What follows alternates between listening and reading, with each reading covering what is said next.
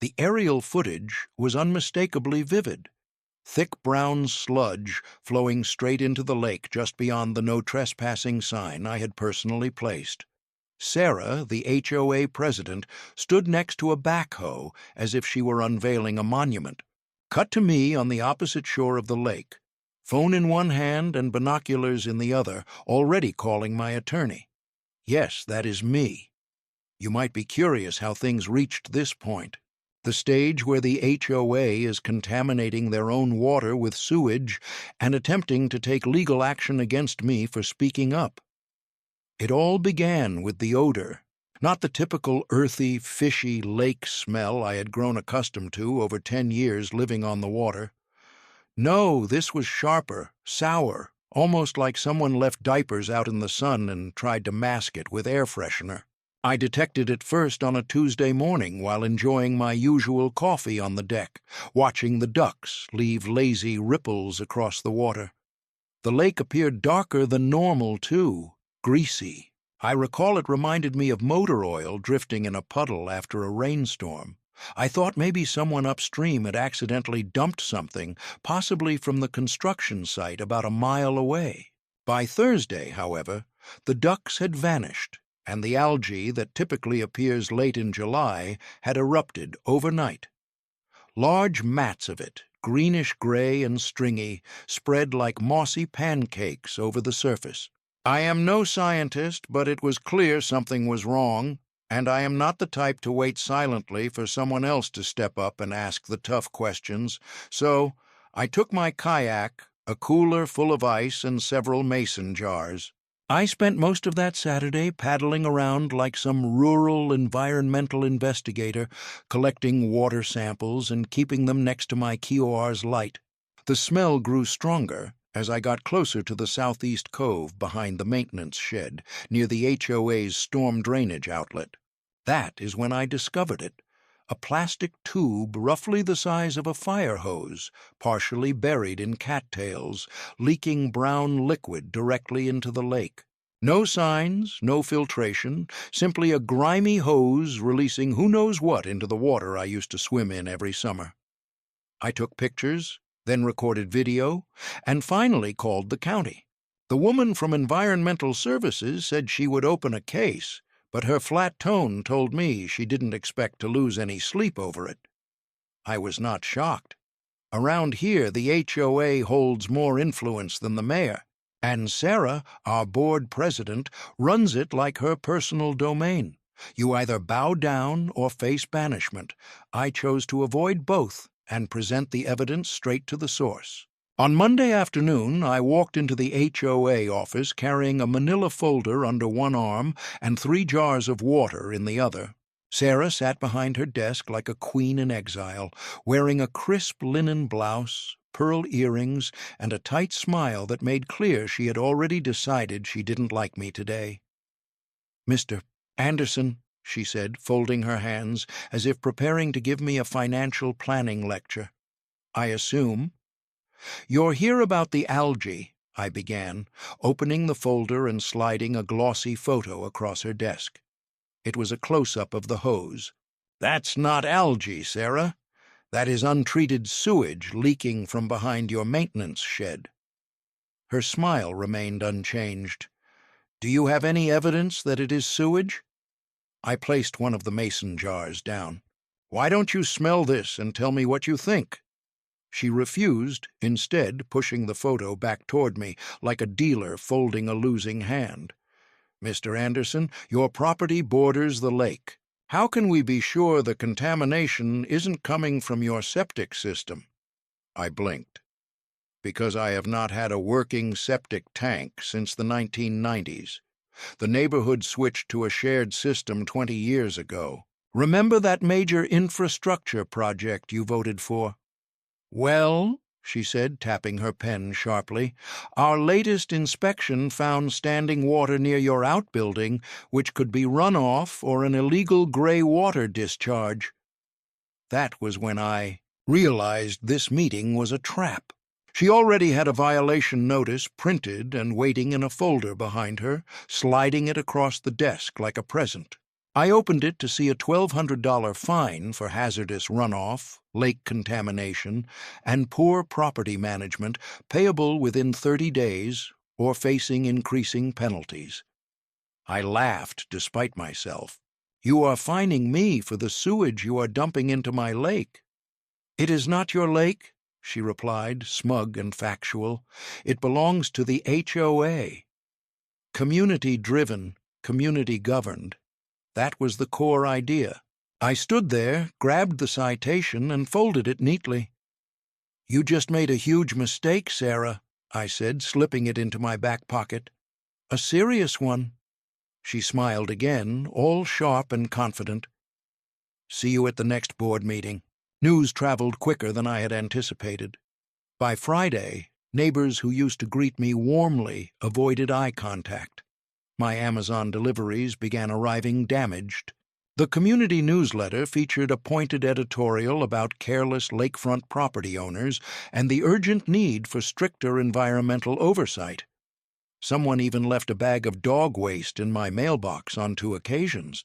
I had lived here long enough to understand the warning signs.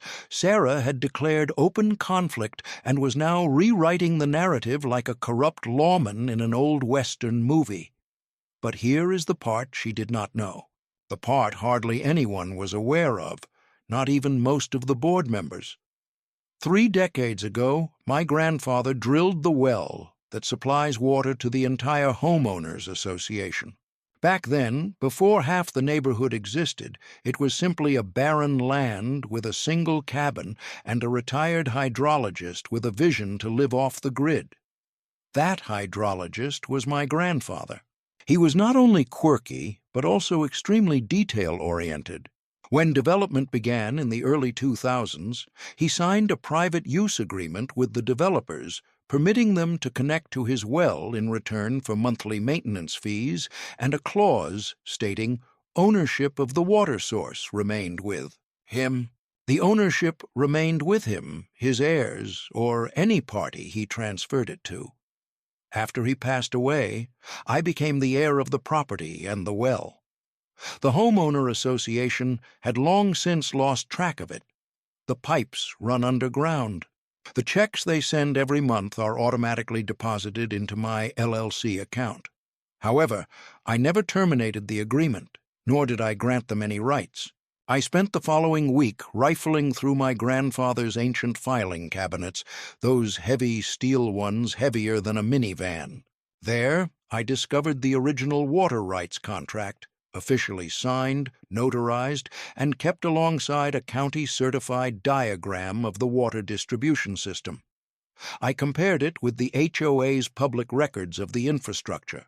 Indeed, the whole neighborhood, including the community center, the pool, the park sprinklers, and every single home tap, depended on the water drawn from my well. I had become far more than just a resident. I was their landlord, their provider, their essential source.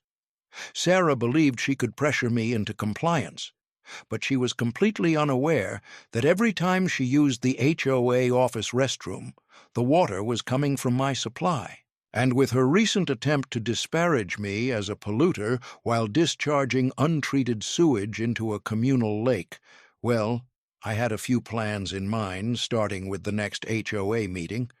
But first, I needed to secure a few valves. Let's just say the situation was about to become extremely dry.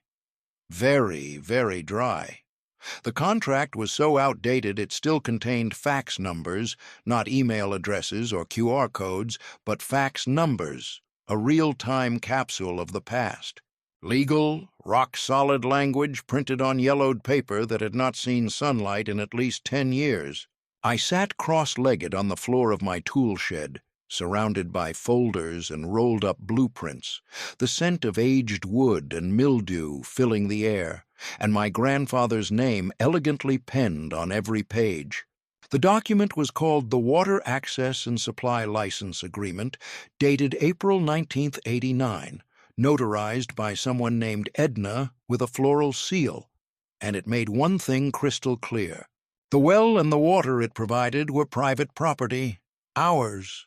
The developer back then, a man named Hank Durbin, had agreed to shared access under the condition that ownership of the well stayed with my family, and the HOA would pay a small monthly fee to keep using it. But here is the catch. The contract contained no expiration date, no renewal terms, and no language granting the HOA any easement rights beyond simple passive use. My great-uncle, may his cautious spirit rest in peace, had hidden those rights so deeply in the fine print you would think he had been burned by an HOA president in a past life. I burst out laughing sitting there on the ground because while Sarah and her clipboard squad were busy citing me for false runoff violations, they were literally sustaining their whole operation with my family's inherited water. That laughter did not last long because then I thought of the sludge, the pipe, the lake. If they treated what they dumped with such carelessness, what came next could be disastrous. The environment, what else could they have been introducing into the system? My system. So I reached out to a friend I once knew from a brief time working at a water quality consulting company, a guy named Doug, who owed me a favor after I rescued him from a particularly tricky situation involving an excavator and a bottle of Jack. "Daniels, how quickly can you get here?" I asked. "To conduct a complete analysis including lead, copper, coliform bacteria, the whole package." "I can make it tomorrow," he replied. "But if I find something, are you going to make a big deal out of it?" "No," I said. "Not yet. I am going to handle it quietly." He arrived with his equipment looking exactly like someone who owns half a dozen flannel shirts and has a freezer full of venison. We tested 4 sources, 1 directly from the well, 1 from my faucet, and 2 from various fire hydrants near the community properties. The test results were worse than I had feared. My line was clean, thank God, but the hydrants were through the roof with fecal coliform bacteria, phosphates, and chemical residues I could hardly pronounce without gagging. Sarah and her team were not just polluting the lake. They were sending sewage back into the very supply that was supposed to provide drinking water. This meant they were destroying the environment, breaking health regulations, violating contracts, and best of all, giving me every legal justification to cut off their access without warning.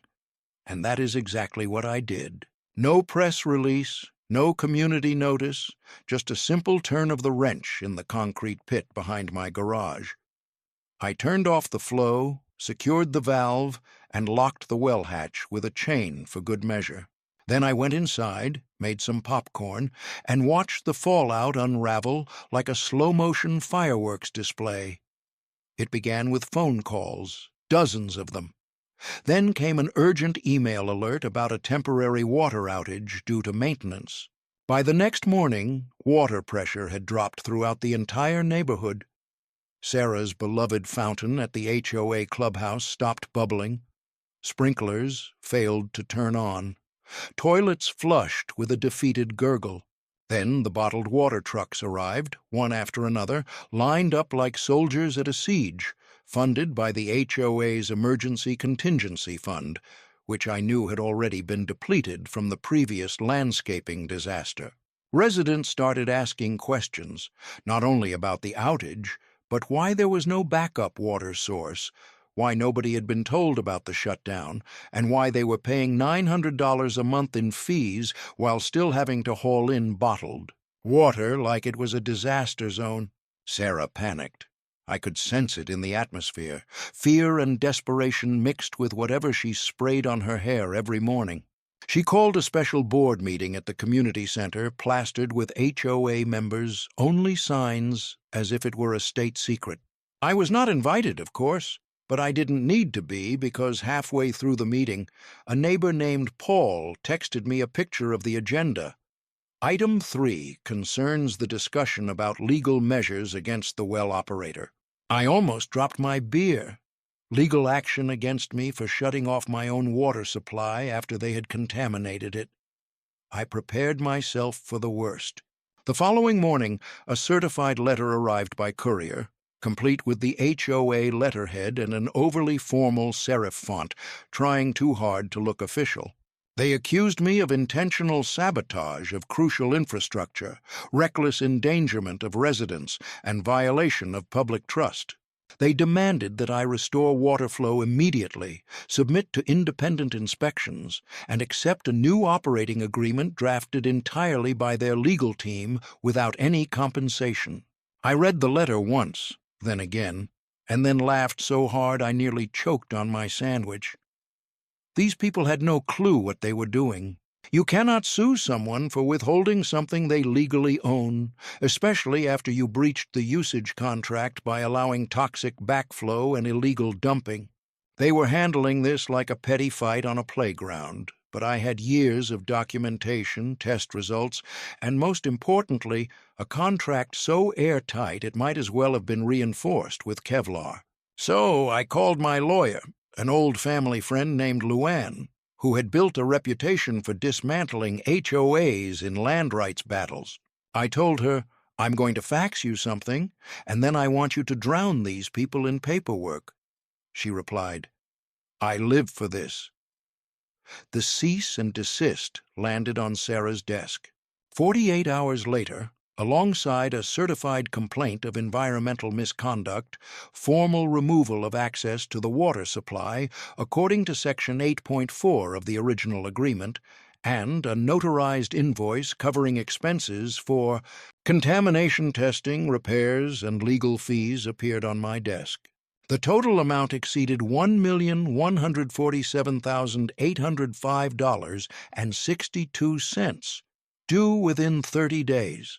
Sarah blinked, and for once in her overly scripted life, she found herself without a prepared response. Yet she refused to remain silent. A week later, I was officially served. This time, they were taking me to court, demanding damages for loss of community access and, believe it or not, emotional distress. They accused me of cutting off the water supply to retaliate over unrelated conflicts. Their lawyer, a smug corporate pawn wearing an expensive $300 tie, entered the first hearing carrying a binder thicker than a Bible, attempting to portray me as a deranged recluse obsessed with some personal vendetta.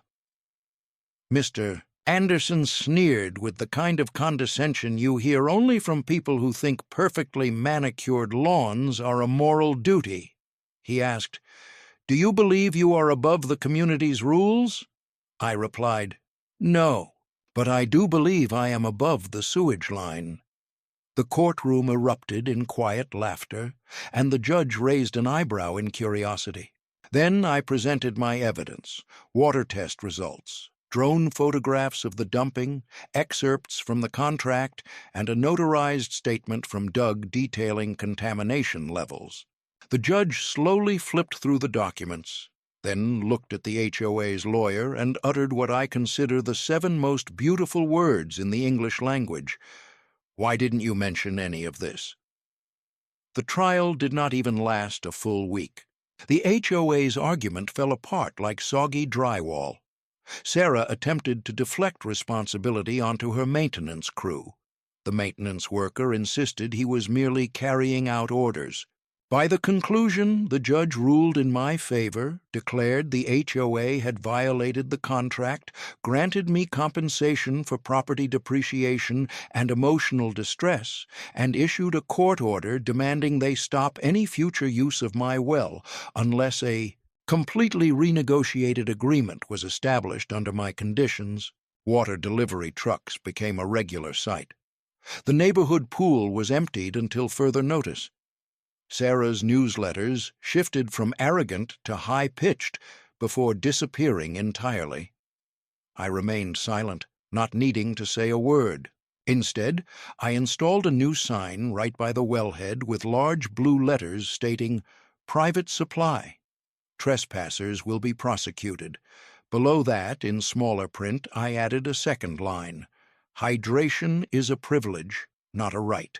I filed a countersuit on a Monday morning, just after frying eggs and skimming through the latest HOA email blast, which ironically called for community unity in tough times. The eggs were still warm when I sent the lawsuit packet, 47 pages, neatly bound and personally delivered to their lawyer's office by Lan herself, who found it poetic. The countersuit targeted not only the HOA, but Sarah personally, along with 3 board members and their contracted maintenance supervisor. The allegations included environmental negligence and deliberate wrongdoing, pollution of a common water source, enforcement of HOA rules in retaliation, and breach of easement agreements. Oh, and to top it off, defamation of character. We went all out and even created some unique charges. I expected them to play dirty. Sarah never backs away from conflict. She transforms it into a brunch event, inviting every board member's wife within 2 miles. But she failed to realize that while she was using HOA newsletters and group chats as weapons, I was gathering a treasure trove of proof. I collected everything: lab-certified water analysis, aerial drone footage displaying the brownish stream flowing from behind the HOA's maintenance building into the lake, timestamps, bills, and sworn statements from 2 former maintenance workers, who both quit, citing unethical waste disposal methods. One of them even left a handwritten note saying, "This mess won't stay hidden forever." Literally, I suppose he was right. We took the case to the county court, and within 2 days the hearing date was assigned. Sarah's attorney tried to postpone it because of ongoing mediation, but the judge refused, especially after reviewing the county water board complaint I submitted as evidence. Apparently, I wasn't alone in noticing the brown substance in the otherwise clear water. The entire neighborhood blew up. Once the lawsuit was entered into court records, it became public knowledge. And as soon as it became public, it turned into juicy gossip. Real HOA drama at the level of a criminal syndicate scandal. Suddenly, the same neighbors who had been avoiding me, as if I had a contagious disease, started appearing on my porch with Costco muffins and anxious smiles. One even left behind an old binder filled with board meeting minutes from 2014 to 2018. She had forgotten to return it after a short time as HOA secretary. Inside were detailed notes from several meetings where Sarah and 2 other board members talked about ways to save money on waste treatment and explored alternatives to city disposal fees. Their plan was to redirect stormwater runoff to low-flow retention areas, in other words, my lake. However, the real game-changer, the piece that transformed the case from strong to absolutely unbreakable, came from someone I had not communicated with in over a year. His name was Barry Colson, a bald, red-faced former county infrastructure coordinator who had a bad knee and a grudge as big as an excavator. Years ago, I helped Barry when a dubious developer encroached on his property line. I provided him with a land use map he was unaware of and never expected anything in return. Apparently, he never forgot that because he called me the week before the trial and asked, "Are you still fighting that HOA?" I answered, "Yes, more determined than ever. Do you have time to discuss drainage?" Barry showed up at my house the very next morning carrying a USB drive and a manila envelope packed with confidential reports. One of these reports, dated 2019, revealed the installation of unauthorized diversion pipes along maintenance parcel 3B, which it just so happened that the hose I found behind their shed was connected directly to their system. In other words, they did not simply discharge sewage. They designed a setup to disguise it as runoff, cleverly avoiding the city's waste inspections. Barry even had satellite images revealing the installation crews working covertly, disguised as irrigation specialists. The trial began on a Wednesday morning, bright and early. The courtroom was so crowded you would have thought they were giving away free property. Sarah sat at the front, dressed in somber attire like a funeral director, accompanied by 3 lawyers who looked like they were built for strength.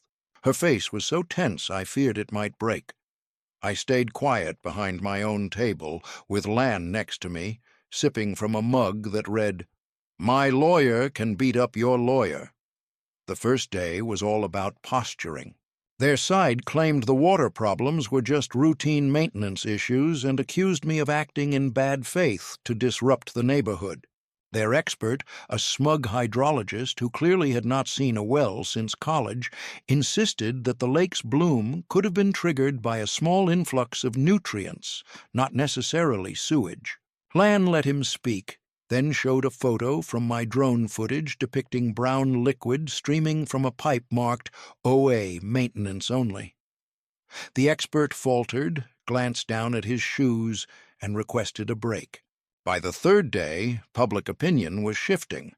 Reporters appeared at the courthouse and someone live-tweeted the session. The HOA's legal team tried to manage the damage, but the mood was changing. They tried to overwhelm us with endless procedural objections, but Luann cut through them like a combine through a field of corn. When Sarah took the stand, she portrayed herself as the victim, claiming that I had misused a position of trust to deprive the community of water. "Did you know," Luann asked, "that the well your community depends on was never actually transferred into the HOA's ownership?" Sarah answered with uncertainty, saying she believed it was public infrastructure. Luann responded firmly, "Belief does not equal ownership." Then she asked, "Did you confirm the property deed?" Sarah hesitated. "I had our attorney look into it." "Do you have that in writing?" "No," she admitted. The courtroom fell silent. The real shock came when Barry took the stand. He explained everything in plain, straightforward language. They had illegally installed pipes to dump waste where it didn't belong, never informing the county, hoping no one would find out. I noticed, and now everyone is noticing. The jury was stunned. Sarah's lawyer tried to object, but the judge rejected him so quickly it felt like a flame swept across the bench. The verdict was delivered much sooner than anyone had anticipated. The court ruled the HOA guilty of violating environmental safety laws, breaking their usage agreement, and defaming me in official documents. Sarah was personally fined for serious misconduct and negligence. The board was ordered to pay more than $300,000 in damages and legal fees, and a temporary injunction halted all HOA activities until new leadership could be elected. You might think that was the end of it, but it wasn't. Everyone expected Sarah to fade away quietly with her tail between her legs, but instead she went all out with a full public meltdown. Only 2 days after the judgment, a local news crew arrived at the community center to interview worried residents about the water problem.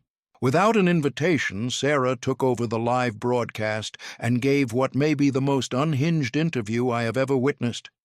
She began by accusing the court of being unfair, then shifted to blaming poor soil drainage for the leaking waste.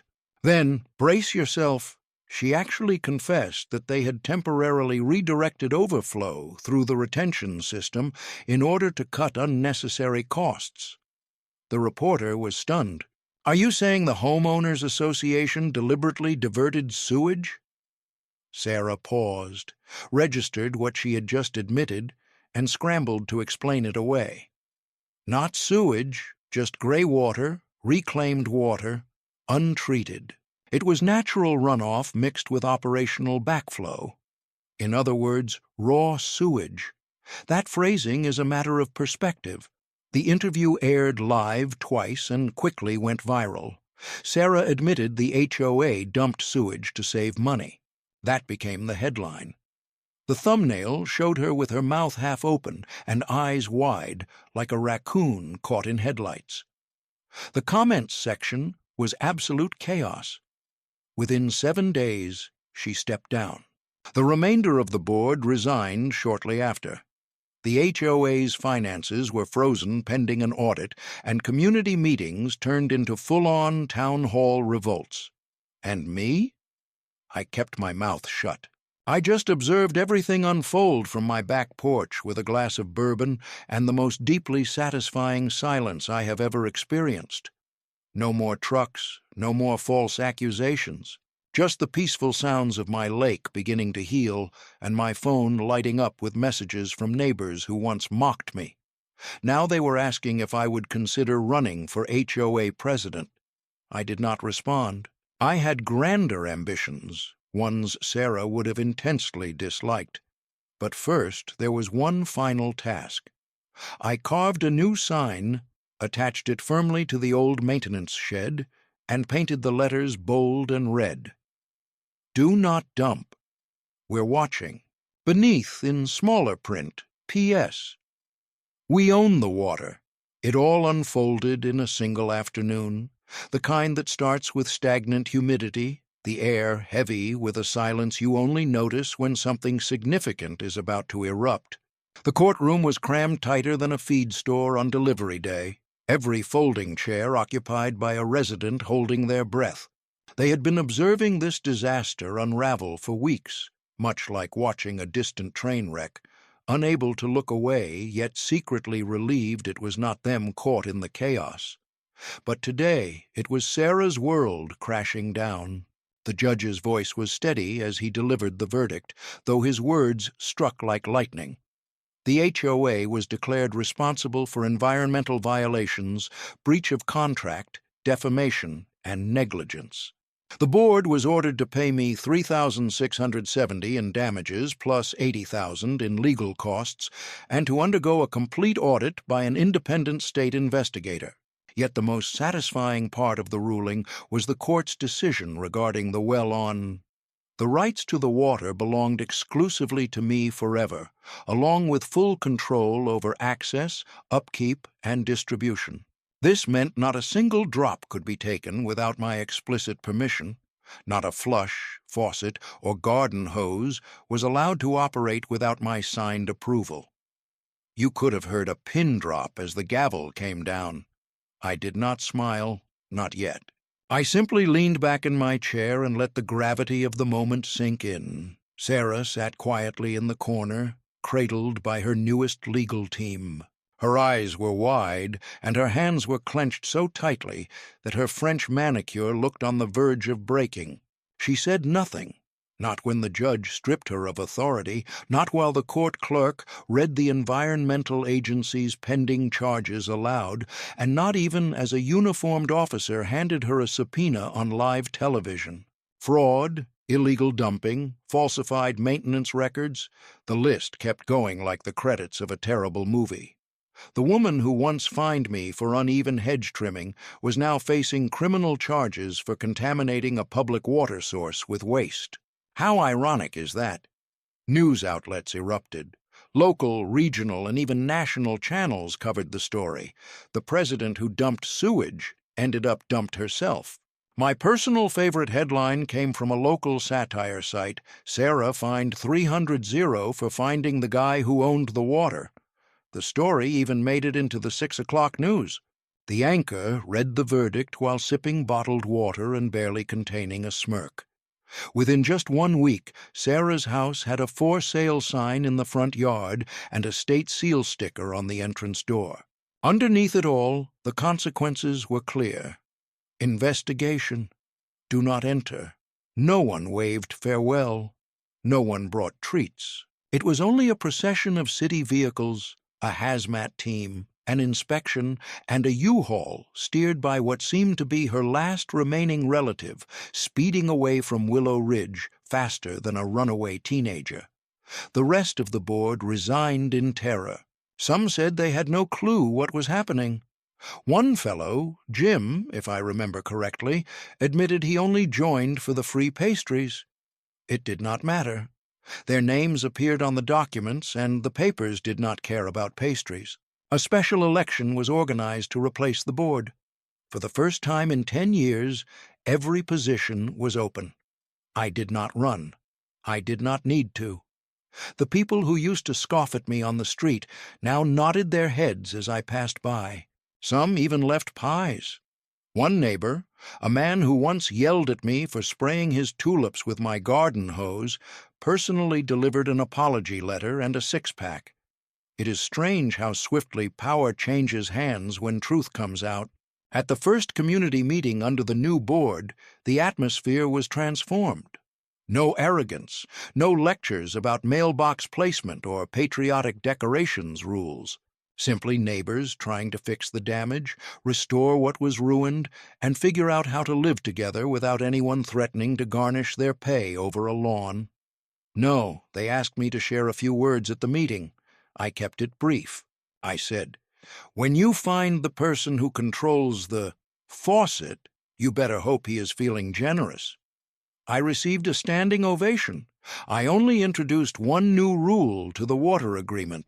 It was not a fee increase or a restriction on usage, just a straightforward condition.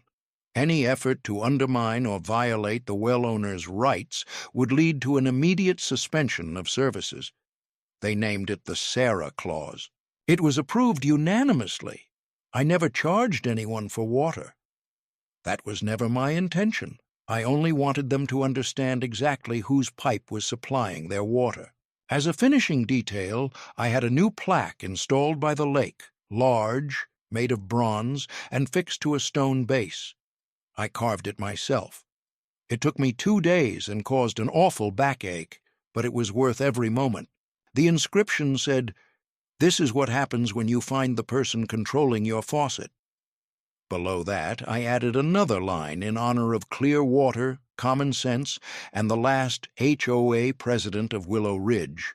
By autumn, the lake had cleared up, fish returned, and the algae bloom diminished. I asked Doug to retest the water just to be sure. He sent me the results with a single comment. "Cleaner than bottled." "You should market this," I joked. "No," I said. "Let it remain free. Just never forgotten." That winter, I poured a fresh concrete slab near the old maintenance shed where the illegal pipe once discharged its contents like some cursed sewage slide. I capped the pipe, sealed the connection, and fastened a sturdy iron sign above it that read, "No dumping ever."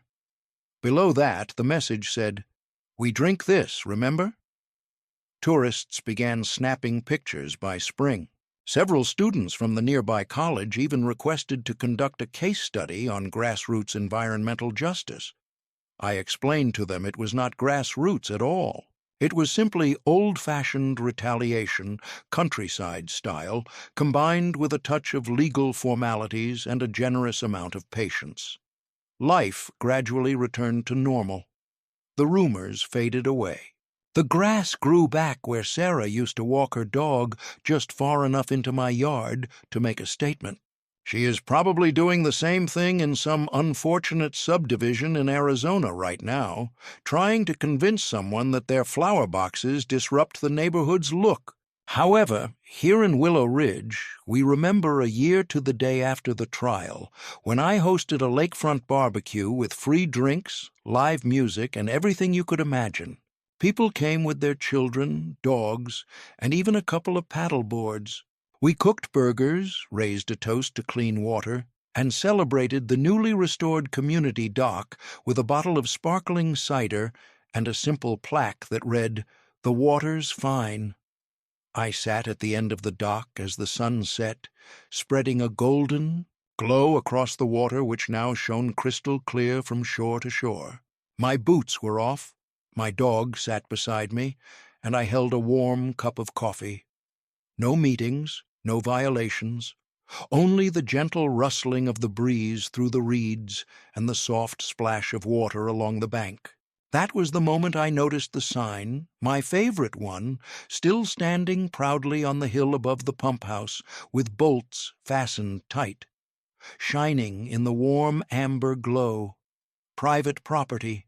Those who trespass will face consequences.